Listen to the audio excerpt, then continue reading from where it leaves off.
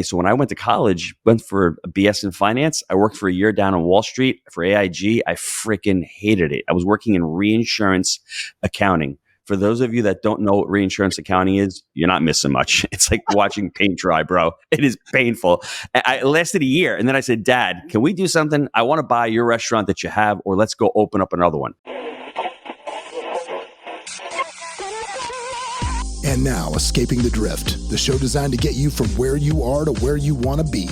I'm John Gafford, and I have a knack for getting extraordinary achievers to drop their secrets to help you on a path to greatness. So stop drifting along, escape the drift, and it's time to start right now. Back again for another episode of Like the Opening Says, man, the show that gets you from where you are to where you want to be. And I promised in the opening, as I do every week, that I am going to bring extremely high performers in here. And I'm talking about people that are rolling. And then I'm going to peel back the curtain. I'm going to open their brain. I'm going to extrapolate as much information as I can from them for you. And I promise you, you're going to want to listen to this one today. And if you're watching us on YouTube, make sure you like and subscribe, do all that stuff. And if you're listening to us on whatever podcast thing you are, subscribe to us so you get more of this stuff. If they're your first time listener, thank you very much. If you're one of our other many listeners that keeps us in that top 10 for entrepreneurship on Apple, I appreciate you. But today, like I said, not in the studio, here in spirit, I'll say. We'll say he's here in spirit. He's not live, but we got him via the StreamYard. He is in St. Augustine, Florida. This is a guy that he and his partner, Jake, have almost $500 million of real estate under management. That's a lot. They've purchased. They have students that have purchased thousands of doors. He is a multifamily expert. He is one half of the Jake and Gino real estate brand, including their podcast, their new event coming up in Denver in October. This guy is a man among men, a legend among legends. Ladies and gentlemen, welcome to the show, Mr. Gino Barbaro. Gino, what's up, buddy? How are you? Well, a legend in his own mind. Don't forget that. And brother, you've got an amazing voice. You've got to be a singer. Are you a singer? No, dude. I mean, well, yes, but not well. Like I can't carry it. But yes, I exclusively like to sing now strictly for the embarrassment of my 14-year-old daughter. Dude, you sound great. Got a great voice. I'm singing opera. I'm an Italian guy. Who knew that I had a voice? I didn't know until 2.5 years ago. Got into a studio, met a singing coach. 2.5 years later, I'm not too bad, but I recognize talent when I hear it, brother. You are bringing the pain today. I think you're just looking at the hair. The hair is just, you're assuming like a thing because of the dude. I think that's what's doing it. I think that's where I'm at. Maybe I don't know. So first of all, let's get out of the way. I mean, look, I gave you a solid intro, but let's bang it out. Give me the full Jake and Gino overview with your stats, because I want to hear that. This is why you listen to this, people. This is why you need to listen to this dude. Well, it's actually interesting. Your podcast title is really a summation of my life. I was trying to escape the drift myself, and I got into the restaurant business out of college, and I loved it. Listen, it was awesome until it wasn't awesome, until 2008 hit. And I'm like, what the hell? I felt like I was drifting. Pick up a book by T Harv Ecker called Secrets of the Millionaire Mind. And T Harv is speaking to me, it seems. I got pissed. I'm like, who is this guy? You don't know who the hell I am. Why is he talking to me like that? And then the quote that really stuck me, though, was, your fruits earn your roots. And I realized that my roots were really shallow. And what do I mean by that? I wasn't creating value for people. My fruits were not existing because I had no value. I had really shallow roots. And when I understood that, two things needed to happen in my life. I needed to accept responsibility, and I needed to start learning how to create more value for myself and for the marketplace. And I fortuitously did two things. I met Jake Stenziano, my business partner, in 2009, and I had jumped on the mentorship bandwagon. I started to learn how to invest in multifamily because I had made bunch of mistakes before that. And I was blaming the economy. I was blaming Bush and Obama. And I realized there's a lot of people out there making money, as there are right now. There's a lot of people hurting out there, and there's a lot of people who are really successful. I needed to understand what the successful people were doing. And a lot of them really had that wealth mindset. How do I get things done? How do I become responsible? How do I create more value? Led me to multifamily, which led me to Jake in 2011.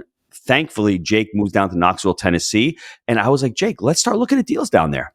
And in 2013, after 18 months, we purchased our first deal. And since then, we've been able to purchase over 2,200 units. In Florida or in Knoxville? No, in Knoxville, Tennessee. Yeah, and I was living in New York in 2017. I decided to move to Jacksonville, Florida. I wanted to expand the brand, expand the portfolio here. But listen, when you listen to locals and the locals are telling you things are too expensive here, I made the mistake of listening to locals in 2017. I could have bought assets for 70,000, 80,000 a unit here, which seemed high at the time, but it was Jacksonville. But if you understood demographics, if you understood population trends, if you understood where jobs were going, it was very, very affordable and very cheap. Those same assets today are probably 180,000 a unit. But thankfully, instead of investing in here, I just kept investing with Jake. We continued to invest in Knoxville. Well, dude, Jacksonville's got to figure it out. The fact that all of that property down on the river stadium is undeveloped, is just sitting there as vacant, is insane to me. Yes. They just got the approval for what, $2.1 billion on their stadium. So they can't do that. Jacksonville is a market. If you don't know, if you're listening to this and you're a real estate investor, if you don't know about Jacksonville, you should know. Every hedge fund in America is zeroed in on that market now. There's a lot of growth there. There's a lot of opportunity. I know we talked before you jumped on. You live St. Augustine down towards Doctors Lake. It was really funny. I was at my mastermind group this weekend. I'm in probably what I feel is the best real estate mastermind there is. It's my friend Kent Clothier, the boardroom. I love. Oh, yes. It's the only one I'm in. It is 250 of the best real estate people in the world. And it was like, this guy was, the reason I knew about all this, the landing being gone and all that stuff, is because he was literally presenting a project on that dirt, right? To our group.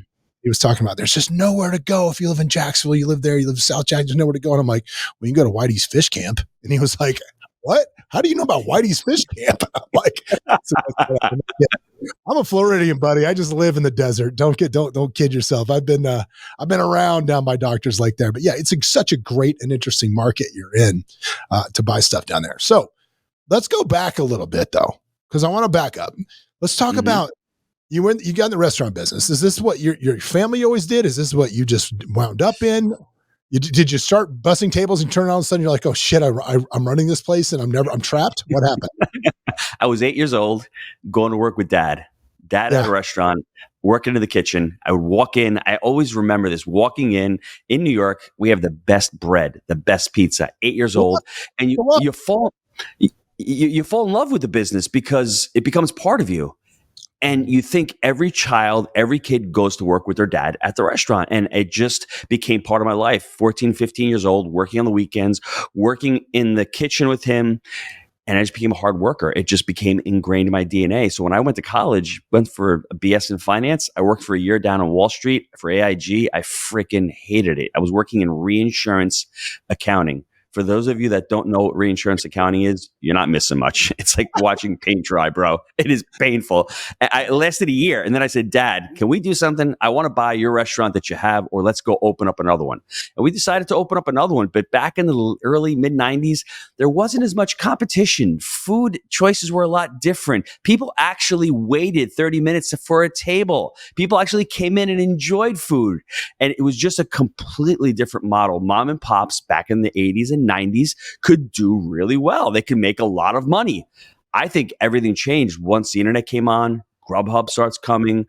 You start getting food delivered. You start getting a ton of competition. People don't really care as much about food today as they did back 30, 40 years ago. Anyone will eat a Domino's pizza today, but if you put up a really good quality pie, they don't really care. They're looking for cheap. And so it was very hard for me to compete in that model. And that's why, like I said, back in 2007, I decided, Pops passed away in August of 2007. And that's the point. Listen, I said to myself, am I living his dream or am I living my dream? And I have to be honest with you, I was sort of living part of his dream. I loved working with him. I loved the restaurant, I think because of him, and in part because of working with him. And then when he was gone, there was a little bit of that void. But I also was trapped in the sense that I didn't know how to scale the business. And I was always thinking, there's no hope for me. How am I going to make more money? At that time, I had 4 children. I've got 6 kids now. But at the time, having 4 kids, working harder, making less, it was a really challenging situation. Yeah, you were trading your time for money, and there's only so much time. So was there a point when you saw, especially when your dad, towards the end fell ill, passed away, at that point that you kind of looked into the future and said, holy shit, that's going to be me. Like I'm just wash, rinse, repeating this life. Did you see that? That's such an awesome question. I love that question because I think this is when people, they have to become real. There's a come to Jesus moment. And I think that's what it was for me. And I said to myself, I don't want to be 62 years old with a chef coat on, barely able to move in the kitchen, having to do this because I have no other options. I think people get confused. I think we're trying to chase money when I think ultimately what I was trying to chase was autonomy. Just having the ability to say, I've got enough money that if I don't want to do this anymore, I don't have to. But the irony is when you become financially free and you start getting good at something, you want to work more. You want to produce more. And you're not chasing money. You're chasing opportunity. And that opportunity just creates more money. Money is just the result. I wish I had learned this in my early 30s because I'd have 30,000 units right now. It took me a little bit long to figure that out. But that's the problem that I had with that restaurant model. It was really hard for me to understand. And I think the biggest mistake that I made, and that this is what most business owners need to hear right now. We started this restaurant to provide for our families. And that's what most people do. They're a plumber. Let me start a business. I got to pay the bills. Whereas any successful business that has longevity starts the business to provide value for their customers. And if you can provide value for enough customers, if you can get enough residents in your multifamily, you're going to be super successful and you're going to be able to scale. I had it all backwards early on. And that's why I think to me, I was so frustrated in that business. Well, I think that any business, again, it should be customer-centric. I think you're not going to stay in if you're not customer-centric. But I think also part of that trap that you just talked about was, and we've talked about it before in the show with other guests, is what you do for some people becomes so much part of their identity. Yes. And they don't understand, like you walking out of that kitchen, right? You stopped being Gino, the restaurant owner. And that was who Gino was, because again, it was a family business and all that stuff. And some people are so scared to understand that what you do is not who you are. You take steps like this. You've got to wrap up your self-worth in something other than what brings a nickel in the door. Like you've got to bring yourself in something that nobody can ever take away from you, because I don't care if you have a restaurant. I don't care if you have a job at AIG. I don't care what you do. Somehow somebody can take that away from you. I mean, you're one slip and fall away from losing your restaurant. You are one from your boss walking into AIG saying, yeah, you got cut. So people spend so much of their time wrapping their identity in what they do, not who they are. So I think that it's great that you could make that shift, because so many people, like you look at, like I talked about earlier, I told you offline that when I had to move around the country a lot, right? One of the places I had to go for a extended period of time was, lucky me, got to go to Detroit during the winter. Florida guy, let's go to Detroit, and really the whole state of Michigan. And it was the first time I'd ever been experienced to a heavy, like industrialized union type mentality, where it's like, I live with my mom and dad. I go to high school. I'm going to marry my high school sweetheart. We're going to buy a house 6 blocks from my parents, and I'm going to get a job at Ford and work on the line next to my dad. And I'm going to have 2 kids, and then they're going to do the same thing. And we're just going to repeat this cycle of this. And so many people get trapped in that because they can't see themselves as anything else but that. Do you want to know why I think people get trapped? Yes, we do.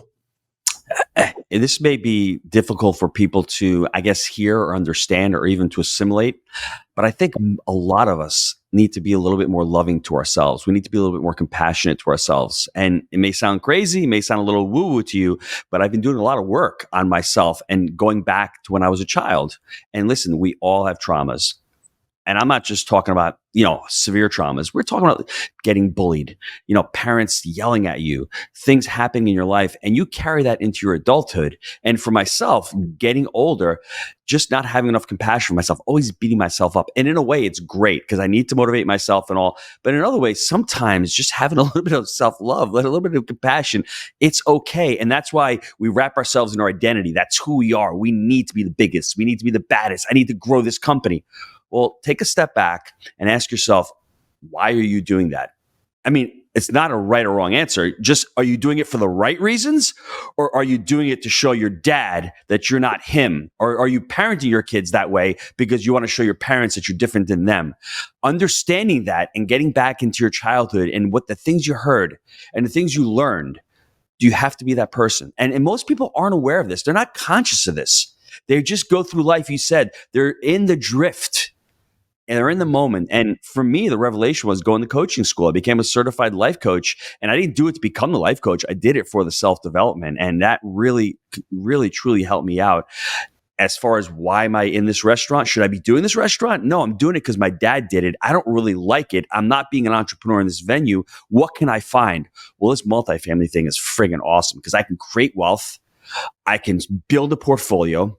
I can do it with a great business partner. And oh, by the way, I can do what I really like, which is the education business, and tap it on. I wouldn't have figured that out if I hadn't taken the journey back. The other problem that people do is they take that journey back in therapy and they get stuck there. That's not what I'm telling you to do. I want you to go back into the past, whether it's your relationship with money, whether it's relationship with parents, how you viewed those things, see them as they are, get into the present, what's really empowering and what's disempowering. And then from there, try to plan for your future.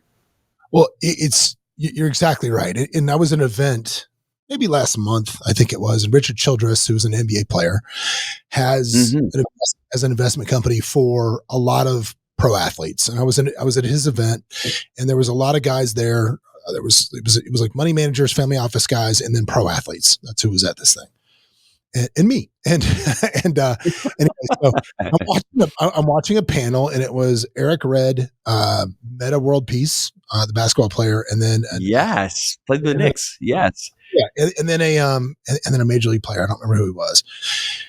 And Eric Red came on there. There was an audience full of players that were kind of ending the end toward their career of what they were doing in the leagues that they were playing in. And Eric Red goes, the first thing you need to do, like he goes, there's tons of deals here, right? There's tons of money, tons of opportunity, tons of stuff. There's really smart people here that got great projects and all this shit. But before you do anything, day one, you walk out of the league, you got to hire a psychiatrist. They're like, because you have not been living in the real world since the first time somebody told you were special at what you do at your sport. You've not been living in the real world. So you need to get right with you before you try to get with any of these people.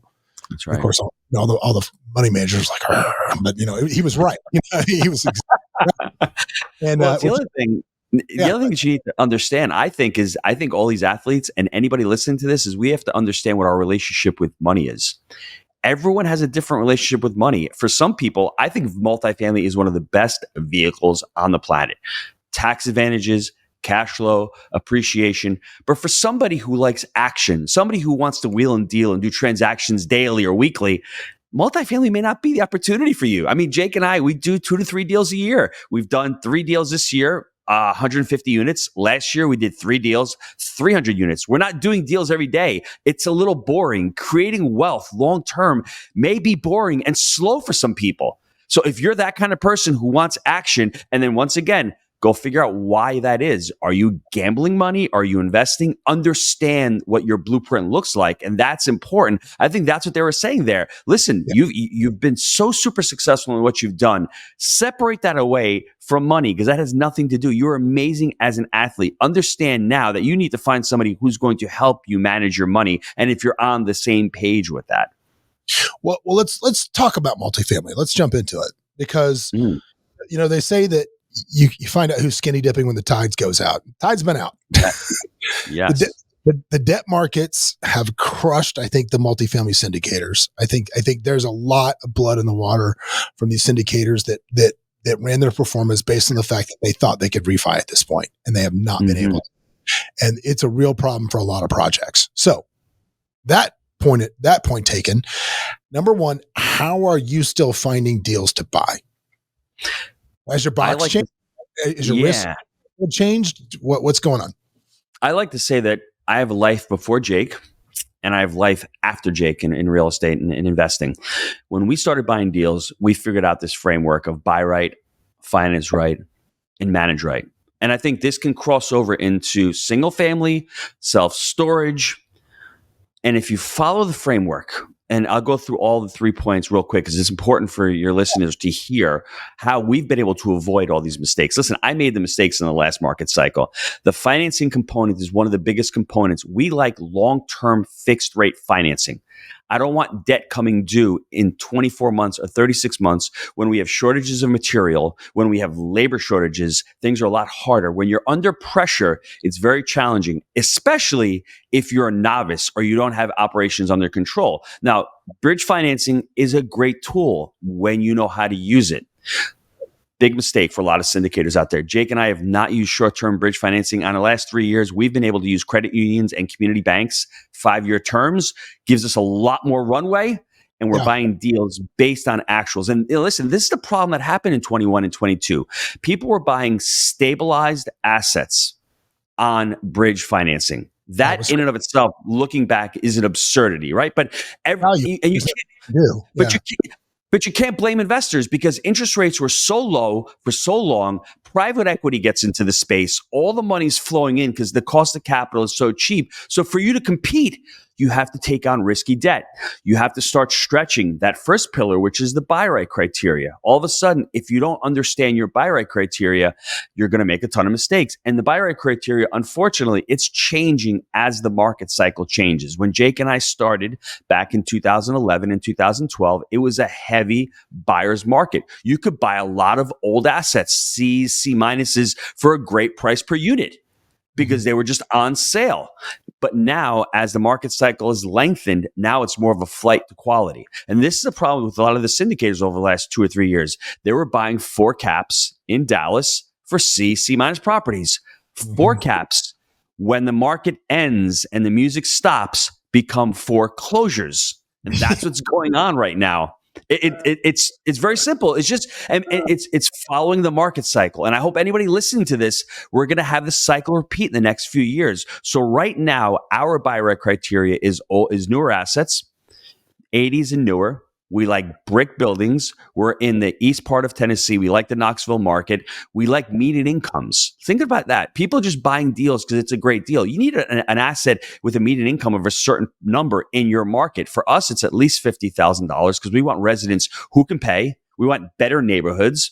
We want 2-bedroom, 1.5 bath townhomes. Those are the best assets for us because they're the best profitability for us and they have a nice resident base. It feels like a home to the resident. We love washer, dryer hookups. Those are great amenities in the units themselves. I'm trying to think of anything else that stands out for us. We like I said, the vintage, the newer assets. So when you start looking at that buy box, the next thing you do is I'm going to call every broker in town and let them know what my buy box is. So when a deal comes across the table, the broker is going to call Jake and Gino and say, hey, we've got a 2008 33 unit, 2 and 3 bedroom townhomes, median income is 70 grand, washer dryer hookups, nice asset. And we're closing on that asset in 2 weeks. That's how you find deals in multifamily. Is very different than residential from two factors. Oh, keep going. Sorry. No, it's okay. This is really important. Because when you're looking in the residential space, you're online, you're looking at Zillow. I'm not going to call any brokers. I can do everything transaction-wise. But in multifamily, especially the larger assets, you need to connect with brokers. And if you don't connect with brokers, it's going to be harder to find deal flow. And the second component is the financing. In commercial and multifamily, you have terms on your loans. They expire. Whereas residential, you're getting 30-year AMs, 30-year fixed. In commercial, you may get a 30-year AM, but it may be only a 5-year term, 7-year term, 10-year term. And like you said before, this bridge financing, some of them are 24, 36 months. It's fast. So I'm going to go back to the buy box, first of all, in the strategy. Sure. So, because the name of the game for so long was look for unimproved assets or assets that were beat down a little bit that you could do value add to, and you could move the NOI, refinance out all your money, and now you're in the asset for nothing, and not just cash flowing and depreciating is what you want. But now those are hard to find, right? Because everything has been improved. So how do you go about? Is value add even a strategy for you? Or are you just trying to change occupancy? Or are you trying to improve units for rents? What's your strategy to improve the property, or is there one? Love the question. It's another one of those where it's not the market cycle to be able to do that. That market cycle has passed. That was the buyer's market between 2014 and 2018. Typically, a multifamily hold is anywhere between 3 to 5 or 6 years. When you see in 2019, 2020, NOI is not changing. Cap rates are compressing. They're getting lower. You're not doing anything to add value, but you're flipping the property every 18 months. that's when it starts to signal the market is shifting, and that value add strategy that you've talked about is not going to work, because guess what? Interest rates are rising as well. So you can't refi and roll. That's not the strategy right now. Listen, we've been able to refi out over 25 million bucks from our portfolio and put it into the next deal. Right now, we're probably sitting on 12 to $15 million of equity in our portfolio that we can refinance out when rates drop. Right now, what I'm seeing really as a value add is valuation through operation, not just renovation. So you're seeing a lot of these operators, there's a lot of blood in the water. Well, what you're doing is you're trying to buy these newer assets where they have these mom and pop owners that have rents at $1,200 because they don't know the market. They don't know operations. You can go in there operationally, not have to spend $15,000 a unit, but just say, hey, I'm going to deliver better customer service, but I'm going to raise rents to where they should be. And that's where the value is in this part of the market cycle. As the market cycle and prices tend to drop a little bit more, then you'll have that opportunity, as you said, to be able to add value and to be able to buy these assets at a lower price point. And really, it comes down to the price. I'm not saying don't look at older assets, but the older assets now better be at least 7 or 8 caps based on actuals, because you're going to have to fix a lot of crap. The banks are going to say to you, you know what? I'll give you 65 LTV, but you need to replace roofs. You need to do the driveways. So you just got to be careful with the budget and what you're buying. And this part of the market cycle right now, those prices haven't gone to 7, 8 caps. In a lot of markets they have, but a lot of markets, these older assets need to continue to drop in price. On your own deals that you're buying, do you raise capital? Do you not raise capital? Do you use your own? Are you levering the 25 million as collateral against loans? Are you giving equity in deals? Are you just doing debt plays? What's your capital plan for the new stuff? Jake and I started out as two jabronis, as I like to say, just buying deals by ourselves. We didn't know. It's 2013. We're buying deals on seller financing. We're partnering up. So the first 600 units, we basically bought it with me, Jake. My brother was a 10% owner, and I had another business partner, Mike, who's still buying deals with us. We did a 281 unit deal that was all seller finance, 20% by the seller and 80% by the bank. That was the big liftoff for us. But after that, we ran out of capital. So from about units 700 to a little over 1,000, the next 3 deals, we syndicated them. We needed to raise capital. I wanted to learn how to syndicate because I'm teaching the students how to raise money. So we did 3 syndications. After that, we're like, you know what? We don't really like investors. We don't want to scale the business because it's another component to the business. You're doing the multifamily, you're vertically integrated, you have property management. Now you have another business of having to deal with investors. So we're like, let's slow down. Let's start funding our own deals. And at that time, as the deals were matriculating, we're able to extract equity and put into the next deal. So for the last 4 years, we've been able to fund all of our deals internally. Me, Jake, business partner Mike, we've sold all 3 syndications. And the great thing about it is if you're a company out there and you're in the business, we're allowing our employees that are with us for over 2 years to be able to invest with us side by side, dollar for dollar, equity partners, and they love it. And for us, it's great. Give them 5 or 6% of the deal. I mean, what better, thing can you hear from a property manager than saying we need to raise rents? And it's because they own part of the deal and they understand the business and they feel as if there's ownership involved in it. And for us, it's been able for us to continue to fund deals ourselves, not to raise capital. And we're looking every year to add between 200 and 300 units. We don't want to outgrow our infrastructure because we do vertically integrate. We do manage our own properties. We have over 80 team members. So if you add 1,000 units, you're going to need to add on a good 15, 18 employees. We don't want to do that. That stresses the system. And all of a sudden, like you said, a lot of these syndicators, that was the other mistake they were making. Their eyes were too big. They outgrew the little infrastructure that they had. And then all of a sudden, whatever systems you have, they just collapse upon themselves. Well, I think the biggest problem with that is that, most real estate education that you run into out there says, just lock up a deal. If you lock up a deal, you'll find the money. You lock up a deal, you'll find the money. And then what happens is people that are inexperienced lock up the deal, and then they get terrible terms on bridge loans. They do terrible equity plays with their investors when really all they had to do was a 5% on the front end debt play with maybe a 6% kicker on the back end of the exit, and you could have kept all the equity. But instead, you're giving away equity, and then it just turns into a mess. So if you're a brand new person, what do you recommend they doing? What do you line up financing first? Do you find a deal first? What says Gino? That's another great question. For me, if I was starting now as opposed to when I started, there's two things, and I think you would agree with me, that you need to do when you're in real estate. You're sourcing capital and you're sourcing deals. Those are two of the most important things that you can do in any real estate business. And people are always asking, well, should I look for the capital first or should I look for the deal first? Mhm. The problem is if you find the deal first and you don't have the capital, you can't raise money from people that you don't have a substantive relationship with. And you just can't go to somebody that you've never talked to and said, hey, by the way, I've got this great deal. You need to start doing both in conjunction with one another. And it really depends upon what your goals are. If you're just getting in and you want to do a 10 unit or a 12 unit, you can fund it yourself. Great. Do it yourself. Fund it yourself. Learn how to buy right, manage right, and finance right. But if you're looking to scale and go longer term and possibly join someone else's team, you need to be doing both. You need to be sourcing deals and you need to be sourcing capital at the same time. All right, well, let's play worst case scenario. I find this deal, I lock it up. All my friends are bums. I've reached out to everybody I know. Nobody has two nickels to run together. I don't know where to get the money. What do I do? You wholesale it. Wholesale it. All right. For those those who don't know what you just said, expound on what you just said. So how would you think about it? Yeah, go ahead. Think about it. I mean, we've had students that wholesaled a deal to us last year. It was a $10 million deal. They made a boatload of money. They just couldn't raise the capital for the deal. They're like, hey, we got this deal. For us, it was awesome. Great price point, great vintage, 80s vintage, 2 bedrooms, 3-bedroom townhomes, 105 units, needed some exterior work, ton of value add. They couldn't afford it, so they just locked it up. They did the closing with all the financing you're talking about, hard money, private money, took control of it. Same day, close it to us. If you've got a deal and that's the opportunity and you can't close the deal, that's what you do. But that's why you join an education company. You need to be in the room with other real estate investors.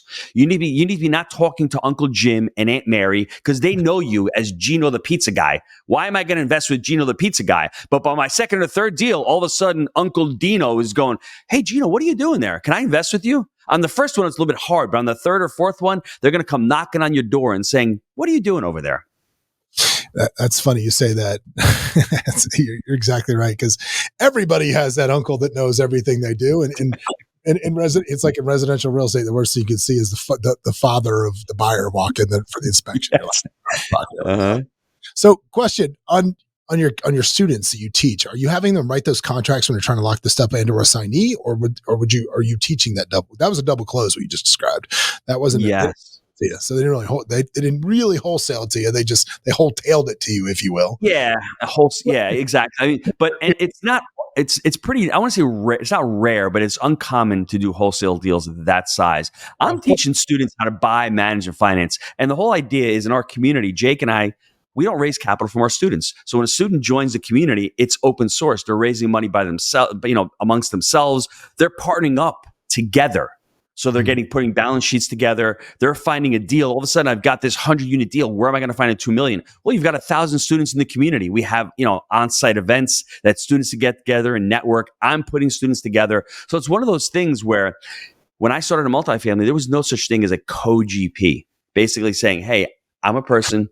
I don't have experience. It hurt my heart. Just said that.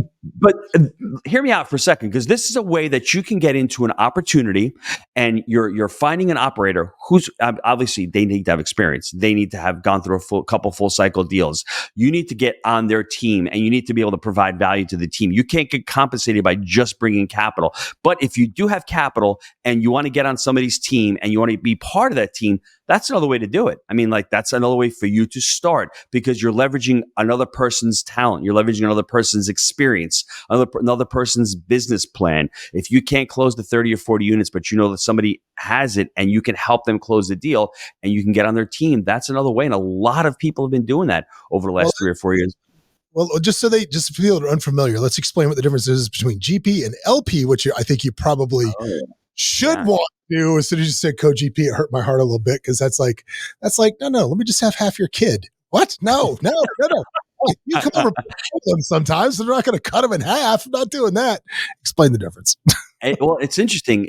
Half a kid is better than no kid, right? That's the way I look at it, especially when you're starting out. The difference between a GP, a general partner, is an individual. Me and you, we get together. Let's form this entity. We're going to go out. we're going to buy this asset. We don't have a lot of money, but we have the experience in the deals. We've done some deals. We can put them together. We can run the deal day to day. But we need LPs, which are limited partners. They're passive investors. They're going to invest in our deal. We're going to give them a big percentage of the deal. We're going to keep a little bit of that deal, depending on what the market says. We're going to give them distributions every month, hopefully, or every quarter. We're going to let this deal work.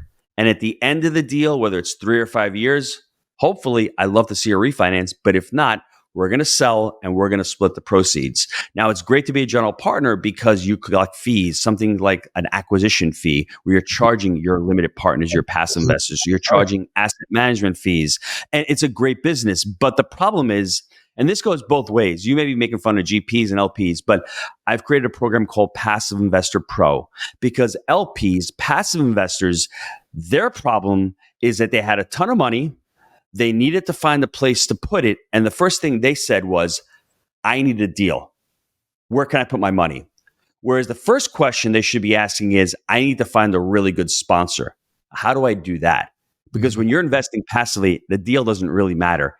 What matters is the sponsor first. And then the second part of that framework is the alignment of interests. Does that sponsor's interests and your interests align? Are you holding this deal long term?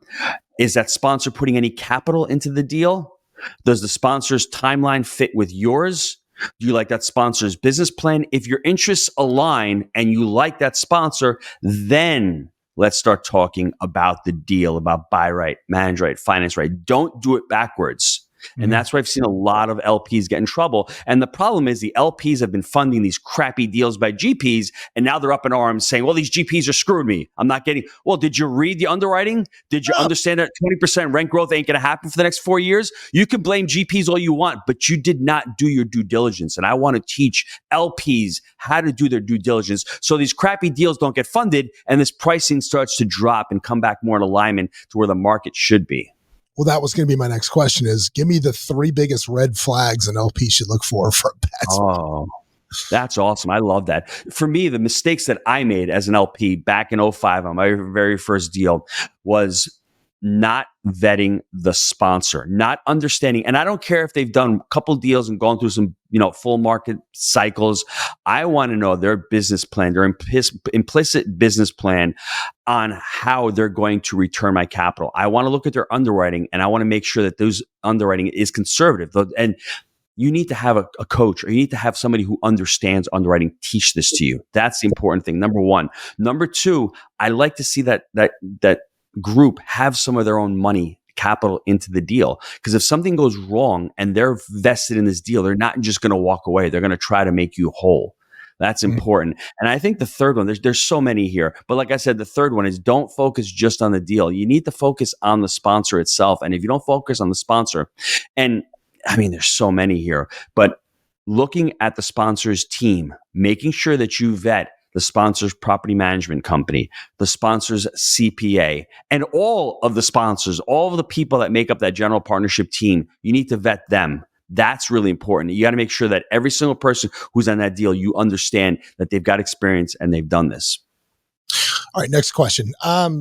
Let's say you're the GP on a deal and the deal goes south.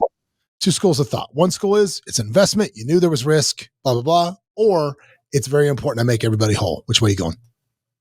I mean, for me, I've made everybody whole. And it's do you want to be in the business long term or do you want to be in the business short term? And it's not a really big market, to be completely honest with you. It's interesting for people to understand that GPs have a lot of risk. If that deal does go south, you as an LP may lose your money, and it sucks that you lose your money. But me as the GP, I signed on the debt. If I lose that deal, that does a lot to my ability to be able to borrow from the agencies, Fannie and Freddie, going forward. Now, they may sell at a loss and get, the LPs wiped out, the equity wiped out. That's something where the GP has to come and say, hey, next deal I get, I need to make these people whole. I need to make, I want to make them whole. I want to make them money in this next deal.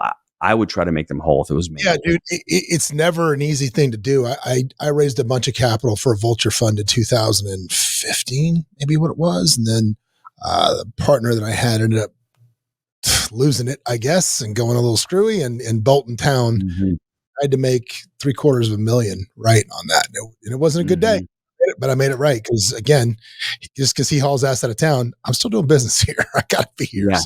So yeah, always make your investors whole. That wasn't a good decade, let alone a good day. That's a lot of money to put back. But you know what? Tough loss, but it's what it is. Look, but here's the thing. I could go to any one of those people and have in some cases and raise debt for anything else I ever want to do because they know they're going to get it back.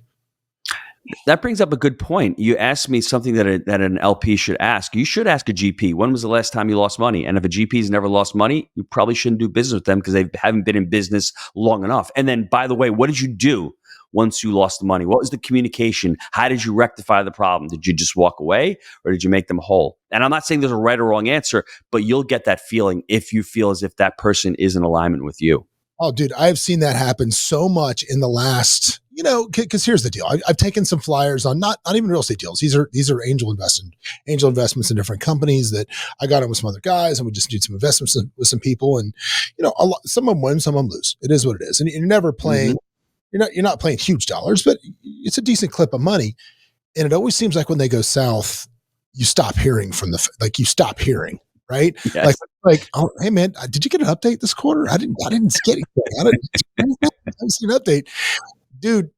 I think if a deal is going south, if you're in a deal, real estate deal, whatever kind of deal, right, and it's going bad, the best thing you can do is continue to communicate the issues to your investors. Like, let them know. So if the thing actually does go to zero or just completely crap out, it's not a complete surprise to some people. Because some people don't pay attention, but I always do. I'm like, hey, dude, let's just get an update yesterday. Where is it? Where is this?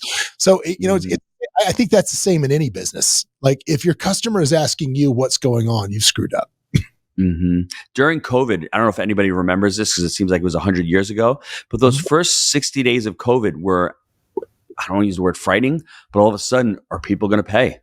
So what we ended up doing was actually doing a daily tracker of income coming in. And every Friday, we had an open call to all of our investors. If you want to jump on and see what's going on with the assets, we'll get on with a Zoom call with you. And not many people even took us up on that. But the transparency is so important. And I think a lot of LPs have understood that they've made a crap ton of money over the last 6 or 7 years. I mean, sooner or later, an investment is going to go bad.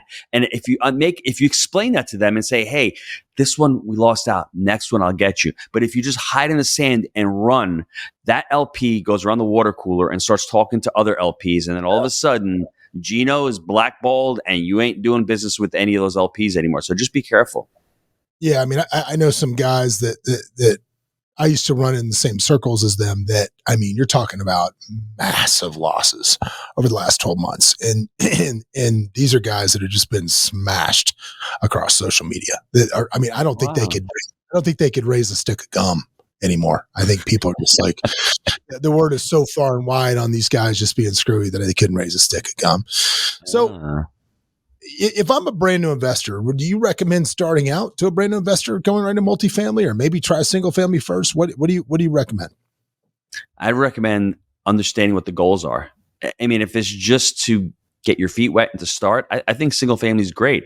But if you've got $3 million in the bank and you're like, I want to scale up quick, well, I personally would start with a couple LP investments. I mean, that's what I would do. I would get on, find a great sponsor, put some money to work, and see what happens, see how that works, and earn while you learn. It really depends upon the time you have, the goals you have, the capital you have.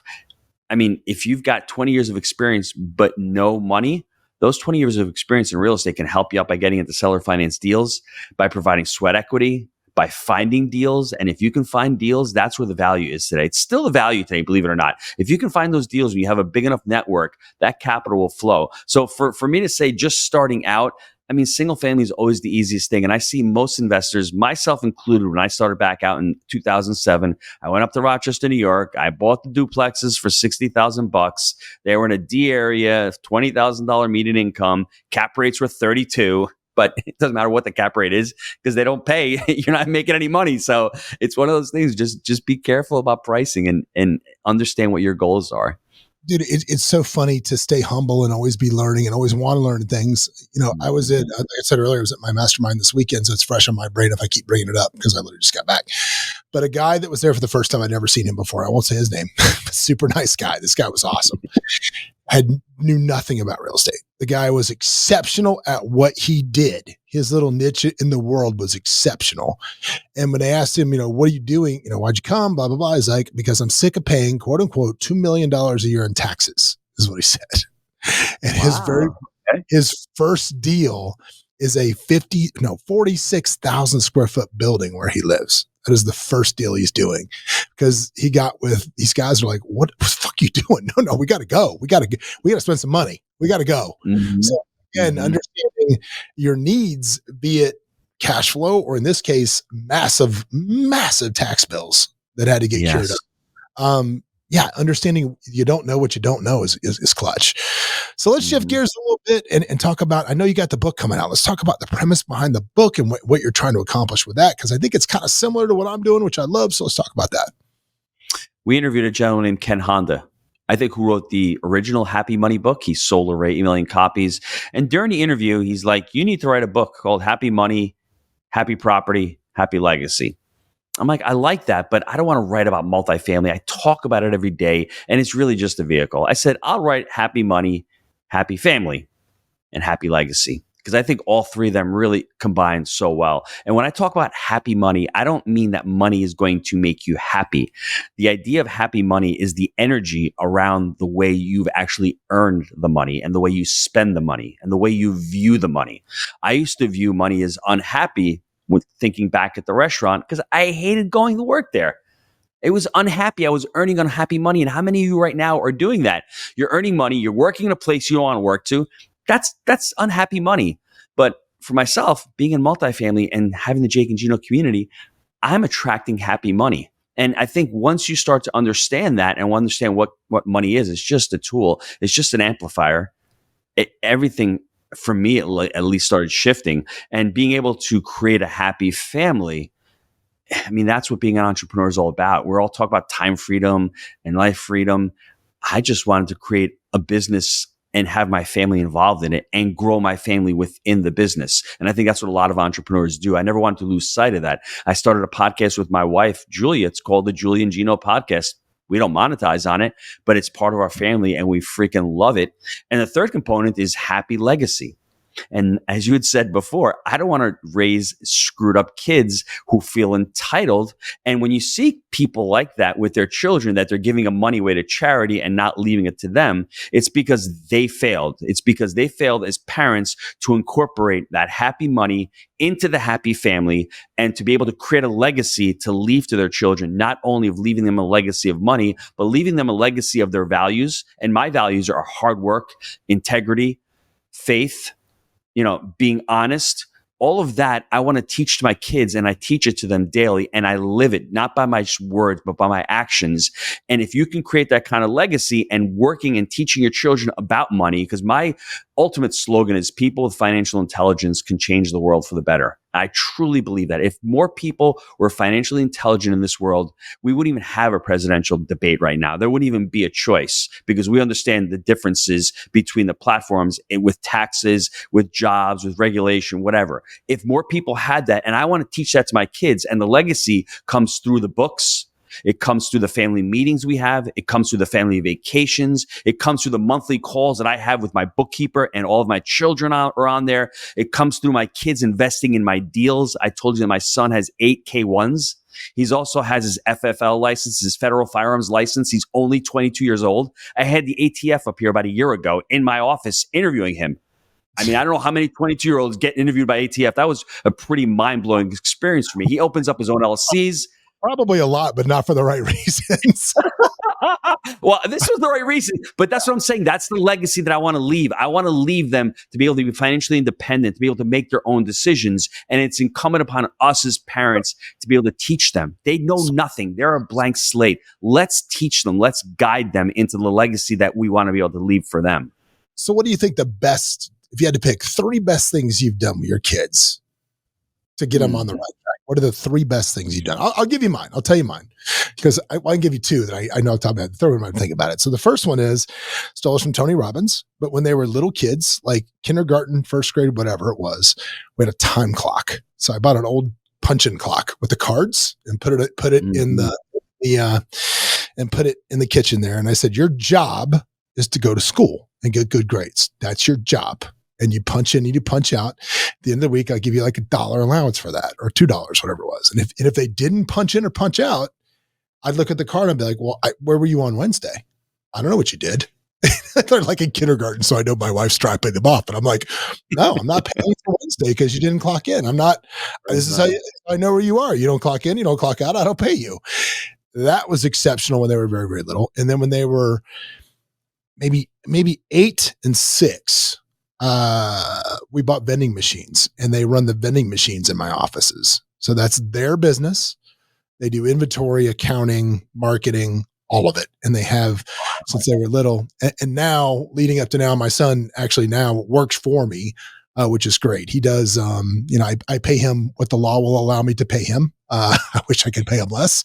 But yeah, because he needs to grunt, and he does all the marketing. He helps with this and does stuff. But more importantly, he's 8 feet away from me having really high level conversations all day, which I love. So he's just absorbing that. So I would say that's the 3 best things I've ever done with my kids. What about you? I think for me, the first one may sound a little crazy to you, but I used to make a ton of mistakes with the kids early on. Is I would push money and I would push all these subjects on when they were younger, and I would literally turn them off. And they didn't want to hear me sometimes. I'm trying to make them read Robert Kiyosaki, and I'm trying to read Richest Man in Babylon. They weren't ready for it. I was trying to make them save. Well, I'm taking money from an 8-year-old, pulling it out of their hands and putting it into this bank, and they're thinking it's a punishment. So for those of you out there, let it just become natural. Don't be overbearing to them. I think the second one was when my son was 15 years old. We need to be parents sometimes. He comes to me and he says, "Hey, Dad, I want to buy an amp." I'm like, "Okay, Mike, how much is this amp?" It's $1,500. I said, "Mike, do you have any other amps?" He goes, "Yeah, I have 2 other ones, but this one's really good." "How much money you got in the bank, Mike?" "I've got $5,000. So you want to spend 30% of your net worth on an amplifier that you don't need?" He's like, "Yeah." He wore me down for 3 months. I did not capitulate. I said, when we find an asset to invest in, you will invest in that asset. Hopefully and thankfully, 4 months later, a deal came in. He put all of his $5,000 into that deal about 7 years ago.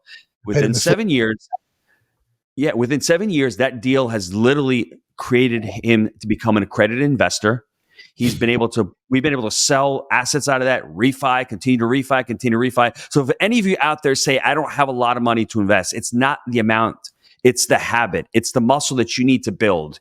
And once he started doing that, all of a sudden his sisters started jumping on the bandwagon. And now I've got the 3 oldest kids all invested in deals. My 16-year-old, we're closing a deal in 2 weeks. She's got 10 grand going into that deal as well. So it's really just starting and just having an open conversation. And I think the third thing is I now have them on every month with my bookkeeper. They all have separate businesses. They all have general ledgers. They need to run their business. They need to have their P&L every single month. They need to have what their expenses are. So at the end of the year, when it's tax time, everything's up to date and we can have everything running, because that's how you should run a business. And that's how you should run your personal life as well. Love that. Love that. All right. Well, dude, if they want to find more of you, they want to coach with you, train with you, how do they find you, Gino? JakeandGino.com. Easiest place to get us. JakeandGino.com. If they want to follow you on Instagram, same thing. Jake and Gino, you're branded the same way across the board, right? Yes. Yep. All right, buddy. Well, dude, it was a pleasure, man, having you on. You're welcome anytime. If you ever need anything in Vegas, you let me know. And dude, thank you so much. So guys, listen, if you listened to that today, hopefully it fired you up to go out and do something great, man. Start doing great things, start looking for deals, start talking about money, start having these conversations. And also remember, man, you don't need a ton of money to get started. You can get started with a small amount of money. Just find somebody to let you piggyback on their deal, because the fastest way to get out of just the normal trading your life for money, trading your time for money, is to invest in things that pay you passively. We'll see you next week. What's up, everybody? Thanks for joining us for another episode of Escaping the Drift. Hope you got a bunch out of it, or at least as much as I did out of it. Anyway, if you want to learn more about the show, you can always go over to escapingthedrift.com. You can join our mailing list. But do me a favor, if you wouldn't mind, throw up that 5-star review, give us a share, do something, man. We're here for you. Hopefully you'll be here for us. But anyway, in the meantime, we will see you at the next episode.